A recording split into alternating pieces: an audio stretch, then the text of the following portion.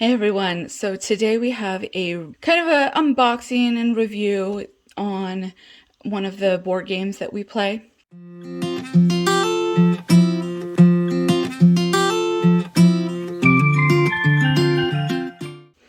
This one is one that is actually made for classroom use, so this would be a great one for our teachers to use in classrooms.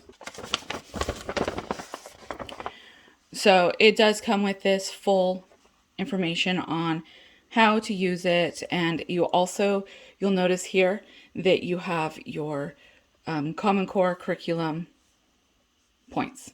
All right. And so that can be really helpful, just making sure that because you can integrate that into your lesson plan so easily from that. We also have in this, here we have the answer keys. And so you want to make sure that you don't lose this. You don't want to keep this just with your curriculum planning stuff. You will need it to actually play the game. So I do recommend making some copies just in case. Now we use this as a homeschool game, but this is made for a classroom. All right, so what you have, it says ages 9 plus, and so it is grades 4 to 5. I have played it, we do homeschool, so I've actually done it with grades 2 through 5 pretty successfully. And you could even extend it a little bit beyond that, especially for kids that need a little bit of extra practice and things. You also have the answer keys on the back card here. But that's just one card. It's not on all of them. All right. And then you have 3 sets. You have context clues, cause and effect, fact or opinion. So what you can do here is set it up for about 12 kids.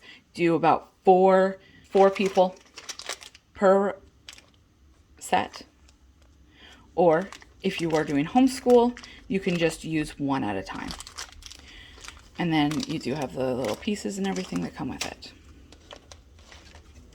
Now, I'll be honest, this one is not one that has been a popular one to just run to in our household, but it keeps coming back out, and it's just one of those that's a really great option that we kind of keep around, and it just keeps coming back out.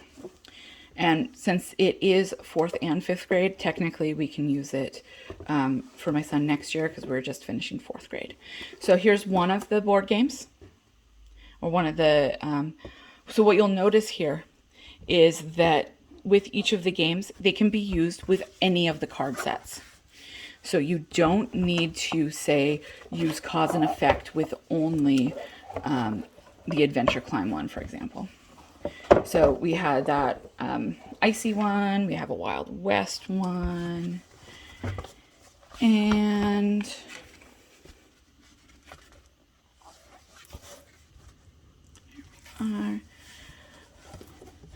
we have Busy City. So this has been one of the favorites, actually.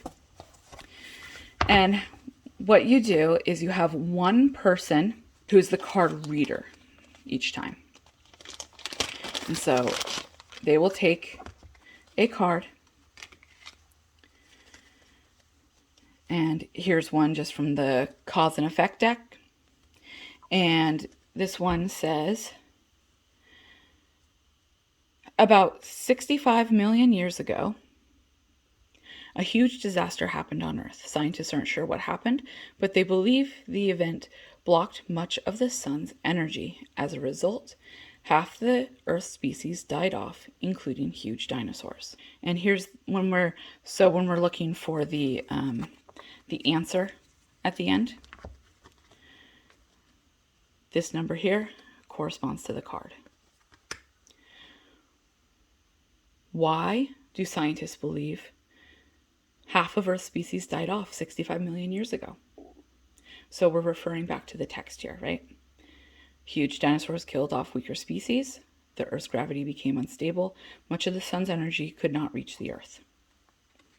right? And so then we come over here and we see the answer is C.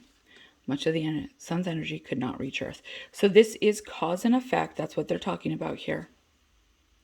But it's also, we're looking into reading comprehension. So even if you're not looking specifically for cause and effect, we're talking about reading comprehension. We're reading a small paragraph. And one of the things that I like about this game is that you have all the text on one card and the answer is on another card. So this means that any child can read this if they have better comprehension when they are physically reading it rather than hearing it. So we are not, we're not having a problem with the auditory, with the children that have some auditory processing issues. And as this just happens to be the card I pulled out, but you can also see that this is absolutely secular curriculum. And you do go and have a lot of different like subject matter within there as well. What happens is there's one person who reads the card, and then each other person has like a color. And so they are all turned over to start it off with. So the children just keep that in front of them and they turn it over to the question side. And there's A, B, and C are all the answers, but I'm just getting two out for everyone. The person who does green, maybe they think the answer is B. The red says B. Yellow says C. And blue says A, right? Although the person who reads the card doesn't answer usually. So, and then if they get the answer correct, they move one space forward. If they get it wrong, they just don't move. So there's no punishment for that. And the person whose turn it is gets to move further if they get it correct. So this means that they're engaged in all the questions, not just the questions when it's their turn.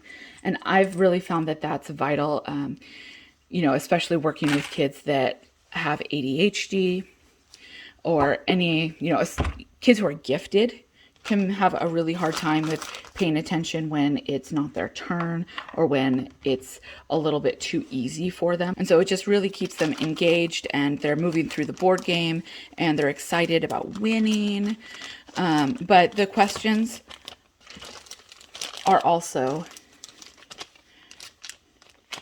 we have a lot of different options. So if you had 3 groups in your classroom and you switched it up between the different groups, you could do it easily 3 different times and have completely different sets of questions. But we have used these multiple times, like many, many times, and they are still something that we keep bringing out and something that is really great to use. So again,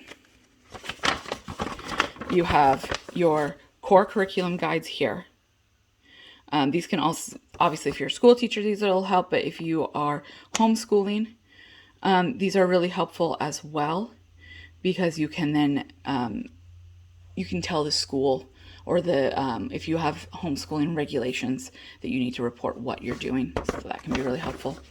And then you do have the answer keys here too. Okay.